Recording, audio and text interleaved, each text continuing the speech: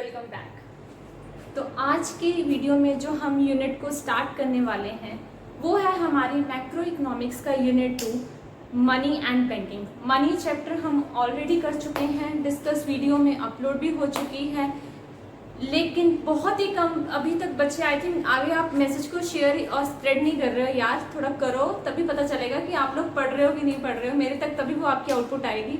So let's start with the next chapter. इस unit में 2 ही chapters हैं, मनी एंड बैंकिंग। मनी हमारा हो चुका है तो आज हम बैंकिंग से स्टार्ट करेंगे। So let's start chapter banking. Banking में हमारे पास 2-3 टॉपिक्स हैं, कमर्शियल बैंक, सेंट्रल बैंक, उनके फंक्शंस और मनी मल्टीप्लायर। तो आज हम कमर्शियल बैंक से स्टार्ट करेंगे।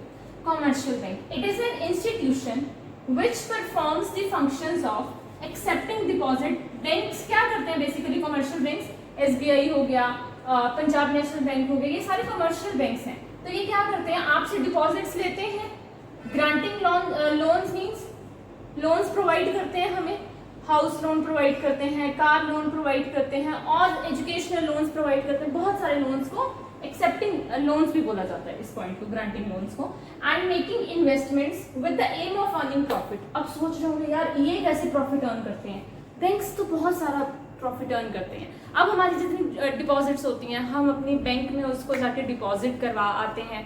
हमारे इतने सारे सेविंग अकाउंट्स होते हैं, हमारे एफडीज होती हैं, बहुत ज़्यादा डिपॉजिट्स जब बैंक के पास आ जाते हैं तो वो उन डिपॉजिट्स को ऐसे नहीं कि इकट्ठा करके रख लेते, वो आगे उनको लोन्स की शेप में कन्वर्ट करके लोगों तक ही पहुंचा देते हैं। तो जब वो लोन प्रोवाइड करते हैं तो वो लोन के ऊपर बहुत सारे इंटरेस्ट लेते हैं, तो उससे उनको प्रॉफिट अर्न हो जाता है।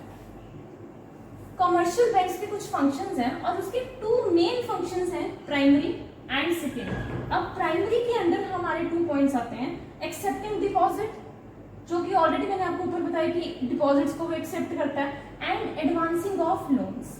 और सेकेंडरी में कौन कौन से आते हैं? Overdraft facility, discounting bills of exchange, agency functions, general utility functions.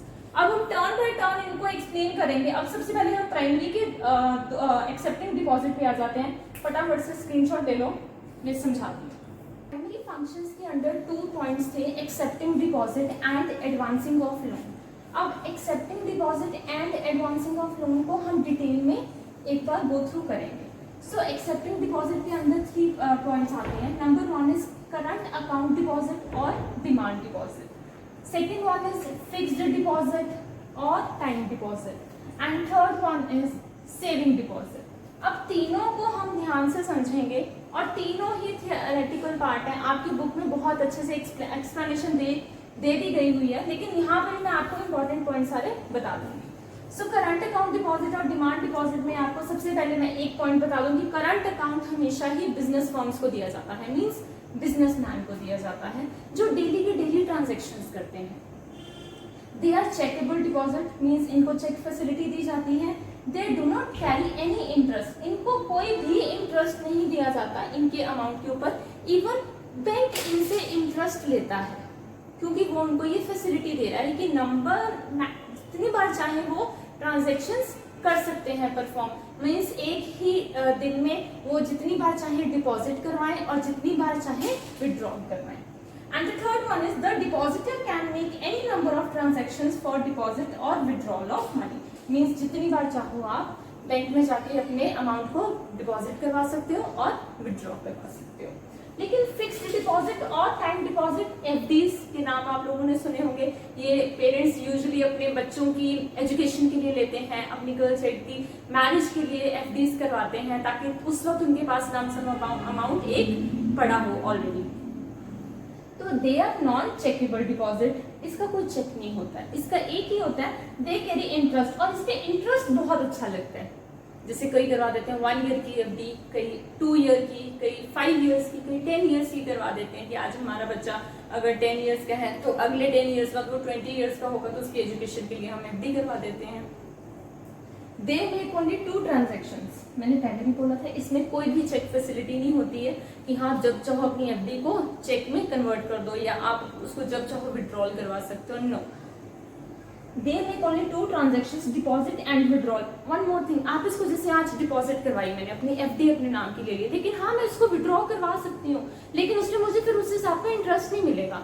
अगर फॉर एग्जाम्पल मैंने 1 ईयर की करवाई है 50,000 की, और उसमें फॉर एग्जाम्पल मेरे को total overall at the end of the year मुझे 55,000 बन के मिलेगा, और अगर मैं आफ्टर 2 मंथ्स ही लेने जा रही हूँ कि मुझे चाहिए जी पैसे जो मैंने अपने मनी मैंने अपने डिपॉजिट करवाई थी in the form of FD, तो वो मुझे पैसे तो वापस दे देंगे, मेरी एफडी तो वो टूट जाएगी बीच में, लेकिन मैं उस पर मेरे को इंटरेस्ट नहीं मिलेगा।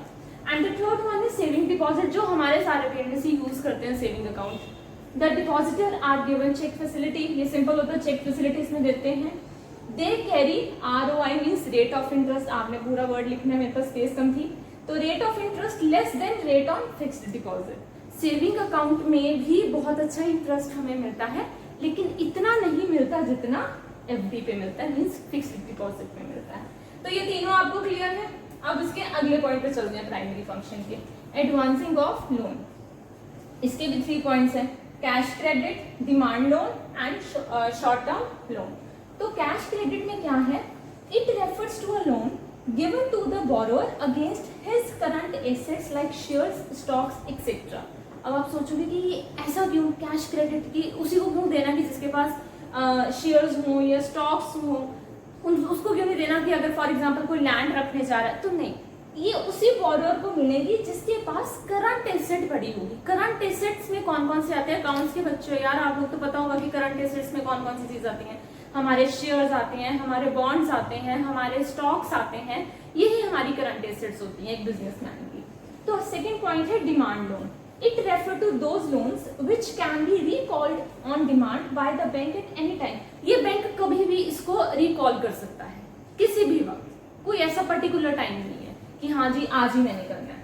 तो third one is and last one short term loan means personal loans इसमें प्रोवाइड करता है बैंक एक कॉमन पर्संस को against collateral security.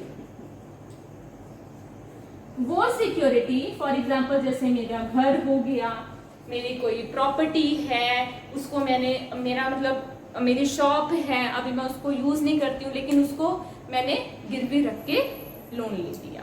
So these two are the points under primary function। दोनों ही बहुत इजी हैं, थ्योरी पार्ट है, आने के चांसेस इसके बहुत होते हैं पेपर में। सो अच्छे से स्क्रीनशॉट या नोट्स बना लो यार। इसके बाद हम आगे सेकेंडरी फंक्शन पे चलेंगे। So our next functions are secondary functions. Secondary functions में भी हमारे 4 फंक्शंस आते हैं, और first one is overdraft facility. Overdraft facility आप लोगों ने बहुत बार सुना होगा ये नेम की। ओवरड्राफ्ट मीन्स ये यूजुअली उन लोगों को मिलता है जिनके पास कौन सा अकाउंट होता है, current account. Current account means business firms को ही मिलता है। फॉर एग्जाम्पल अगर किसी ने भी अब उसके पास उसको चाहिए 50,000 है उसकी, और लेकिन उसको कितना करवाना है अपने अकाउंट से विड्रॉ 55,000, तो 5,000 ये नहीं सोचेगा बैंक के इसके अकाउंट में 50,000 ही है तो मैं इसको 5,000 ज्यादा नहीं दूंगा। वो इतने ज्यादा लायबल हो जाते हैं, इतने ज्यादा रिलायबल वो कस्टमर्स हो जाते हैं बैंक के लिए, तो बैंक भी उनको क्या कर देता है, ओवरड्राफ्ट फैसिलिटी दे देता है। तो बैंक ने उसको 5,000 ज्यादा देके, उसने कहना कि इसका काम नहीं रुकना चाहिए, तो वो बिजनेस फर्म को 5,000 ज्यादा दे देता है, क्योंकि उनको पता ये 5,000 कल की ट्रांजैक्शन में हमें आ जाएगा, क्योंकि करंट अकाउंट में डेली ट्रांजैक्शंस होती है, डिपॉजिट भी होता है और विड्रॉ भी होता है। ओवरड्राफ्ट फैसिलिटी मींस अगर किसी बिजनेसमैन के अकाउंट में सिर्फ 50,000 है और उसको लेकिन विड्रॉ कितना करवाना है 55,000, तो एक्स्ट्रा 5,000 बैंक अपनी तरफ से डाल के उसको विड्रॉ करने के लिए दे देता है, और अगले ही दिन विदिन 24 आवर्स वो वापस से बैंक को दे देते हैं। लेकिन जब वो वापस से 50,000 अगले दिन बैंक में डिपॉजिट करवाएंगे तो बैंक में कितने की एंट्री डलेगी, 45,000 की, क्योंकि 5,000 बैंक ने ऑटोमेटिकली डिडक्ट कर लेना है जो उसने उसको पिछले दिन के लिए फैसिलिटी प्रोवाइड की थी। So it refers to a facility in which a customer is allowed to overdraw his current account up to an agreed limit। ऐसा नहीं है कि उसके अकाउंट में 50,000 है तो वो अगले दिन मांगे कि मेरे को 50 लाख दे दो, तो ऐसा भी नहीं है। एक एग्रीड लिमिट तक उनको होती है एक परमिशन की, अगर आप इतना ले सकते हो तो आप लेना चाहते हो तो आप ले सकते हो। Next one is discounting bill of exchange. It means it refers to a facility, ये वो फैसिलिटी है in which holder of a bill of exchange means जिसके पास ये बिल पड़ा होगा can get the bill discounted, वो बैंक जाएगा उस बिल को पास करवा के बिफोर द मैच्योरिटी डेट पैसे ले लेगा बैंक से। अब फॉर एग्जाम्पल बिल बना हुआ है डेट 30th ऑफ नवंबर का, लेकिन मुझे जरूरत है 25 ऑफ अक्टूबर में, तो मैं क्या करूंगी, बैंक जाऊंगी वो बिल को लेके, because I am a holder of that bill, मैं बैंक जाऊंगी, मैं बैंक को वो बिल दूंगी और बैंक मुझे वो मनी दे देगा। Next one is agency functions. Agency functions में 4 फंक्शंस आते हैं। ट्रांसफर ऑफ फंड्स, कौन कौन से, एज एन एजेंट। अब एजेंसी फंक्शंस इनको नाम क्यों दिया, बैंक एक एजेंट की तरह भी काम करता है। एजेंट इन द सेंस वो आपके फंड्स को ट्रांसफर करता है एक जगह से दूसरी जगह, आपकी कलेक्ट करता है बहुत सारी collection and payment of various items, बहुत सारी आइटम्स को कलेक्ट करता है, फिर उनकी पेमेंट भी करता है। आजकल आप लोगों ने देखोगे इतने बिजी स्केड्यूल में हम लोग अपनी कार लोन की जितनी भी ईएमआई होती है कई बार देना भूल जाते हैं, लेकिन आजकल इतना अच्छा सिस्टम चला हुआ है कि बैंक से ऑटोमेटिकली हमारी डिडक्ट हो जाती है। तो ये फैसिलिटीज एज एन एजेंट हमें बैंक प्रोवाइड करता है। Purchase and sale of foreign exchange on the behalf of their customers, bank foreign exchange के साथ फॉरेन एक्सचेंज को परचेज भी करता है, सेल भी करता है, just to promote international trade, ताकि इंटरनेशनल ट्रेड भी हमारी कंट्री में प्रमोट हो सके। Purchase and sale of securities, purchase and sale of securities, stocks हो गए, शेयर्स हो गए, इनको भी ये परचेज करता है, सेल करता है on the behalf of their customers. Last one is general utility functions. Generally जो हमारी ये अपनी हेल्प करता रहता है, लॉकर फैसिलिटी, घर में नहीं यार, आजकल तो वैसे इतना डर लगता है पैसे रखते हुए, चाहे वो व्हाइट मनी क्यों ना हो, कि कोई थीफ आके या चोर आके ले ही ना जाए। हम अपने घर में गोल्ड नहीं रखते हैं, कोई भी ऐसी चीज नहीं रखते कीमती जिससे हमें डर लगे कि हम घर से बाहर ही नहीं निकल सकते, तो उसके लिए बैंक ने हमें लॉकर फैसिलिटी दे रखी हुई है और हम आराम से सोते हैं अपने घर में। Second one is travellers cheque. अब travellers cheque in the sense, for example मैंने जाना है फॉरेन, अब मैं अपने साथ ऐसा तो है नहीं कि 3 to 4 lakhs लेके चलूंगी अटैची में या अपने सूटकेस में। व्हाट आई डू इज कि मैं बैंक से ट्रेवलर्स चेक बनवा लूंगी और एक चेक में ही मेरा सारा अमाउंट होगा, उस फॉरेन कंट्री जाके वो ट्रेवलर्स चेक दिखाऊंगी और अपनी पेमेंट ले लूंगी। And the last one is letter of credit. Letter of credit, credit से आपको पता चला होगा अपने डेट के बारे में हमें चीजें पता चलेंगी। लेटर ऑफ क्रेडिट मीन्स एक अपने यूजर को लेटर भी भेजते हैं अपने कस्टमर को कि उसको ये बताने के लिए कि उसकी क्रेडिट वर्दीनेस कितनी है। So these are some basic secondary functions जो कि बहुत ही इंपॉर्टेंट है और बहुत ही इजी और सिंपल वे से मैंने आज इनको एक्सप्लेन कर दिया हुआ है। यार यही जो चीजें मैंने बोली हैं आप लोग इसको इंग्लिश में कन्वर्ट करके अपने पेपर में लिख देना, you will get full marks, nothing else. ऐसा नहीं है कि हाँ बुक पे क्रैम करते रहो। अब तो वैसे पॉलिसी चेंज हो गई है यार, education policies. So you just need to get knowledge about these functions और आपको जैसे ही समझ आ जाएगा आप फटाफट से उसको लिख पाओगे पेपर में। तो ये था हमारा आज का टॉपिक कमर्शियल बैंक और उसके आगे 2 main functions, primary and secondary. Primary भी मैंने दोनों आपको समझा दिए एंड सेकेंडरी भी 4 के 4 समझा दिए।